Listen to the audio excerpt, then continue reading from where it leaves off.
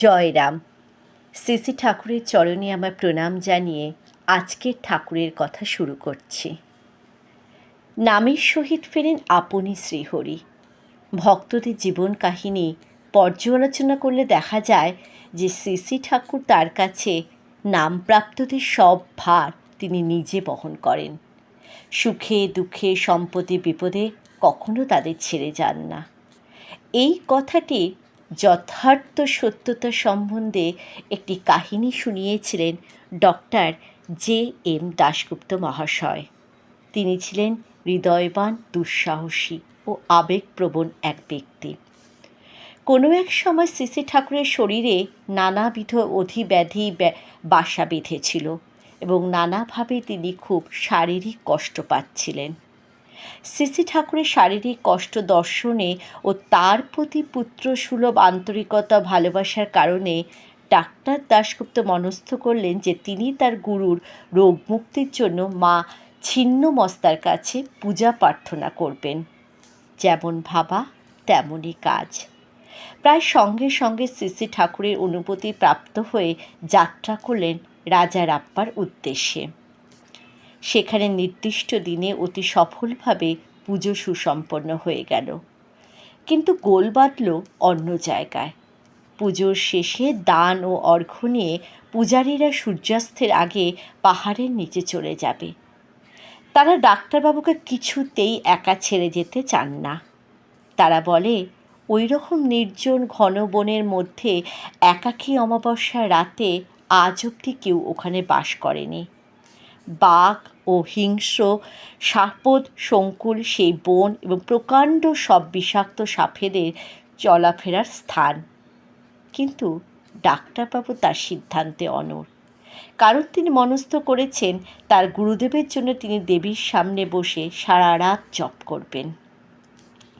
সেই রাতে তারা হাড় হিম করা ভয়াবহ অপূর্ব আধ্যাত্মিক দু ধরনের অভিজ্ঞতা হয়েছিল।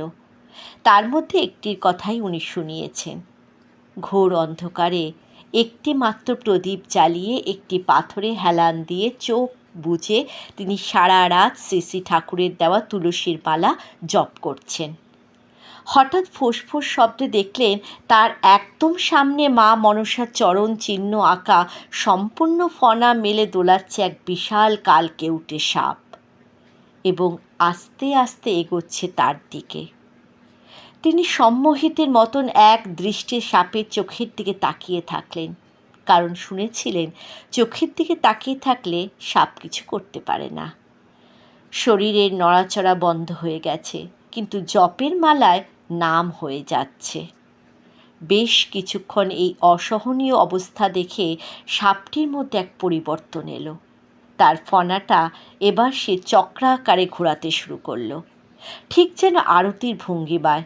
তার কিছুক্ষণ বাদে সে তার ফনাটিকে মাটিতে নামিয়ে আনলো যেন প্রণাম করছে এবং সরাসরি জঙ্গলের মধ্যে চলে গেল।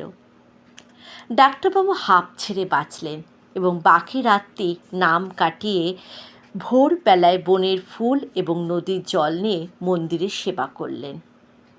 তাকে জীবিত পেয়ে সবাই অতি আনন্দিত হলো ও আবার খুব ধুমধাম করে পূজা পাঠ করলেন।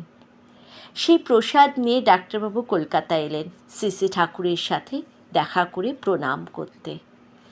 এক ঘর লোকের সামনে শ্রী ঠাকুর তার দিকে মধুর দৃষ্টি বর্ষণ করে বললেন, পূজা পাঠ কেমন হইল ডাক্তারবাবু? কোনো উত্তর দেবার আগেই শ্রী ঠাকুর একটু হেসে বললেন, সে রাতে মা মনসার দেখা অত ভয় পাওয়া গেছিলেন কেন? জানেন না, সর্বসময় আমি আপনাগো লগে লগে থাকি। যতক্ষণ নাম করতেছিলেন আমি সর্বক্ষণই আপনার পেছনে দাঁড়ায় আছিলাম। ঘরের কোণে রাখা একটা ছেঁড়া কাঁথা দেখিয়ে বললেন, ওই যে কাঁথাটা গায়ে দিয়েছিলাম সেই রাতে, সাপটি চইলা গেলে আমি আইয়া পড়লাম। সর্বদা পালক পিতা ও রক্ষক শ্রীরামের পদপ্রান্তে ভূলুণ্ঠিত ডাক্তারবাবু বুঝলেন তিনি গ্রহরূপী জনার্দন, আবার তিনি গ্রহ দোষ ছেদনকারী মাতা মহাদেবী ছিন্নমস্তা। জয় রাম, জয় গোবিন্দ।